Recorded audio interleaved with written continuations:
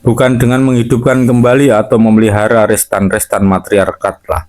Caranya kita mesti memerdekakan perempuan dari perbudakannya sekarang ini. Bukan dengan menghidupkan kembali atau memelihara satu sistem yang basisnya adalah di dalam fase masyarakat yang zaman dulu. Kita mesti mencari ikhtiar memerdekakan kaum perempuan itu dengan basis masyarakat sekarang atau dengan basis masyarakat yang akan datang. Yang telah silam tak dapat timbul kembali, tetapi yang sekarang ada, itulah yang kita hadapi, dan yang akan datang, itulah yang akan kita alamkan. Nyahkanlah segala pikiran-pikiran primitif, sebab kalau tidak lenyaplah nanti di dalam kalbu Tuhan segala harapan, segala cita-cita, segala kegembiraan. Angan-angan Tuhan itu tidak akan tercapai, melainkan sebaliknya akan sia-sia sama sekali, kosong, gugur sama sekali. Lagi pula, adakah hukum peribuan di Minangkabau itu mengasih kedudukan dan mulia kepada perempuan? Saya kira semua orang yang telah pernah berdiam di Minangkabau atau membaca buku-buku atau uraian-uraian tentang Minangkabau mengetahui bahwa di sana perempuan belum boleh dikatakan hidup di dalam surga. Beberapa akibat hukum peribuan di sana itu ialah banyak laki-laki meninggalkan Minangkabau untuk mencari daerah lain, banyak perceraian, perempuan susah mencari suami, sukar berkembang ekonomi individual, dan lain sebagainya. Ya, kembali lagi kepada kesalahan Bachofen tadi.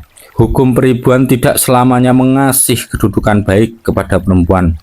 Sebaliknya, manakala ia ada mengasih kedudukan baik, maka hukum peribuan itu kadang-kadang dan sering sekali membawa akibat laki-laki menjadi hamba perempuan. Rudolf Eisler menerangkan bahwa di dalam hukum peribuan ini, sering sekali laki-laki mesti bekerja sebagai budak buat perempuan. Keadaan yang semacam ini tentu bukan keadaan yang sehat. Satu sistem yang memperbudak perempuan tidaklah sehat. Satu sistem yang memperbudak laki-laki pun tidaklah sehat. Yang sehat hanyalah satu sistem di mana laki-laki dan perempuan sama-sama merdeka, sama-sama beruntung, sama-sama bahagia. Maka oleh karena itu cukuplah kiranya kalau saya katakan di sini bahwa pemecahan soal perempuan itu bukanlah harus kita cari di dalam hukum peribuan, dan bukanlah pula di dalam matriarkat, tapi di dalam masyarakat yang lain dengan aturan-aturan yang lain. Di manakah di zaman dulu ada hukum peribuan? Boleh dikatakan di mana-mana saja dulu ada hukum peribuan. Malah ada suku-suku di zaman dulu itu yang hukum peribuannya dilukiskan dengan seksama dalam catatan-catatan orang-orang yang mengembara. Misalnya Bachofen dalam mengetahui dengan seksama semua seluk-beluk hukum peribuan suku Nair di India beberapa abad yang lalu, karena ia mempelajari catatan-catatan pengembara bangsa Arab, Portugis, Belanda, Italia, Prancis, Inggris, dan Jerman yang mengunjungi daerah Nair itu beberapa abad yang lalu. Boleh dikatakan di mana-mana saja dulu ada hukum peribuan. Malahan Bachofen mengatakan bahwa semua bangsa-bangsa yang primitif adalah berhukum peribuan.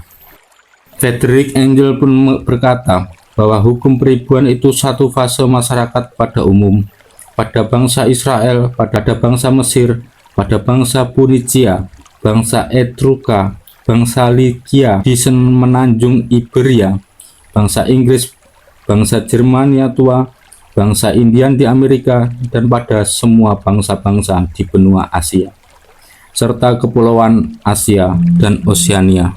Di semua tempat itu di zaman purbakala berlaku hukum peribuan itu. Memang kalau dipikirkan dengan sebentar saja, maka tiap-tiap orang mengerti apa sebabnya hukum peribuan yang menjadi hukumnya orang zaman itu. Tidak ada hukum lain yang begitu mudah menetapkan dengan pasti keturunan seorang manusia, melainkan hukum peribuan itu. Memang kalau dipikirkan dengan sebentar saja, maka tiap-tiap orang mengerti apa sebabnya hukum peribuanlah yang menjadi hukumnya orang di zaman itu.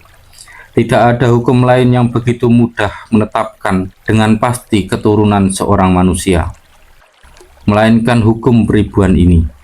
Ibunya si Anu adalah si Anu, sebab pada waktu itu keluarga belum bersifat somah seperti sekarang. Pada waktu itu satu gerombolan laki-laki kawin dengan satu gerombolan perempuan. Inilah yang dinamakan kawin gerombolan. Siapa bapak? Di situ tidak terang. Karena itu hukum peribuan menjadi hukumnya orang di waktu itu. Kemudian daripada kawin gerombolan ini datanglah kawin pasangan, di mana perempuan menjadi istri satu laki-laki saja. Di dalam fase kawin pasangan inilah, di dalam waktu timbulnya paham milik perseorangan, di dalam kawin pasangan inilah diadakan hukum perbapaan. Sebagai satu perpindahan antara kawin gerombolan ke kawin pasangan itu adalah satu zaman yang membolehkan atau mengharuskan seseorang perempuan sebelum ia mempunyai suami satu bergaul merdeka dengan laki-laki mana saja. Inilah yang oleh setengah ahli di dalam hal ini dinamakan hearisme atau persundalan, yang sebenarnya berlainan sekali dengan persundalan yang biasa. Di dalam matriarkat itu, perempuan dianggap sebagai ibu sekalian manusia yang mengasihi hidup semua orang. Tetapi kini ia akan memelihara satu orang laki-laki saja. Ia mesti dapat kerugian lebih dulu atau bayar kerugian lebih dulu. Ia lantas dibolehkan menjalankan persundalan pada waktu gadis, atau ia mesti mengorbankan kegadisannya kepada umum sebelum ia kawin resmi kepada satu orang laki-laki saja. Menurut agama di Babylon, dulu seorang anak dara kalau ia hendak menikah, diwajibkan lebih dulu pergi ke kuil Mulita, dan di situ ia mesti mengorbankan kegadisannya kepada banyak laki-laki. Begitu pula keadaan di Memphis, di Sirus, di Tirus, di Sidonia, di dalam perayaan-perayaan Dewi Isis di Mesir, di Asia depan di dalam kuil Anaitis. Angel berkata, adat kebiasaan yang semacam itu dikerjakan oleh hampir semua bangsa Asia, di antaranya Laut Tengah dan Sungai Gangga. Perempuan ibu umum, sebelum ia bersuami satu orang saja, ia mesti memuaskan semua orang lebih dahulu. Sebelum ia memuaskan satu orang saja, ia mesti bayar dulu upeti kepada dewa-dewa. Sebab bukan supaya menjadi layu di dalam tangannya satu orang lagi saja, maka perempuan itu dikaruniai keelokan dan kecantikan oleh alam. Hukum jasmani menolak semua pembatasan, benci kepada semua perikatan, dan memandang tiap-tiap perkhususan sebagai satu dosa kepada sifat kedewaan perempuan itu. Begitulah Beethoven menulis di dalam kitabnya Maastricht. Sampai zaman sekarang pun, misalnya di Flores, di mana saya berdiam hampir 5 tahun, ada satu daerah Kiev, di mana gadis-gadis boleh bergaul dengan laki-laki mana saja yang mereka sukai. Dan yang paling jempol di antara gadis-gadis itu, jempol memuaskan laki-laki, itulah yang nanti paling lekas laku mendapat suami. Di Kepulauan Mariana, di ulu-uluan Filipina, di Kepulauan Polinesia, di beberapa suku di Afrika sampai sekarang masih berlaku pula adat ini. Di Kepulauan Baleara, maka belum selang berapa lamanya masih ada adat yang pada malam pernikahan semua keluarga laki-laki dari pengantin lelaki meniduri pengantin perempuan itu berganti-ganti.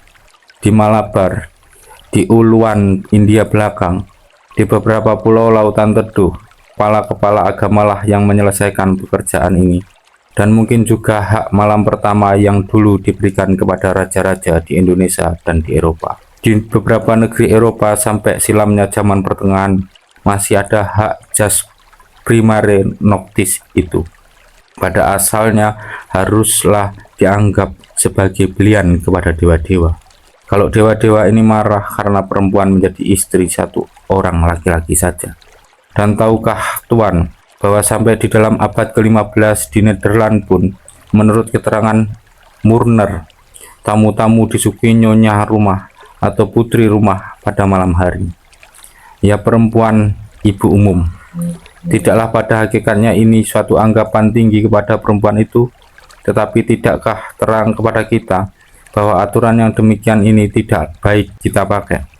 Maka oleh karena itu, meskipun ada kalanya hukum peribuan itu di dalam bentuk matriarkatnya mengasih kedudukan yang mulia kepada perempuan. Meskipun di beberapa tempat di dunia sampai sekarang masih ada restan-restan matriarkat itu, di mana perempuan seperti berkedudukan mulia, maka janganlah matriarkat itu menjadi cita-cita kita dan pedoman kita. Kalau hukum peribuan itu sampai sekarang belum lenyap sama sekali, itu belumlah menjadi satu bukti bahwa das hukum peribuan itu dapat tegak terus di masyarakat sekarang, dan das boleh dipakai sebagai cita-cita dan pedoman di masyarakat sekarang. Tidak. Kalau sekarang masih ada hukum peribuan, maka buat sekian kalinya saya katakan itu hanyalah sisa-sisa dan runtuhan-runtuhan belaka dari satu gedung adat yang telah gugur. Itu hanyalah satu kematian yang terlambat. Hukum peribuan pasti mati, pasti gugur, pasti lenyap dari masyarakat industrialisme.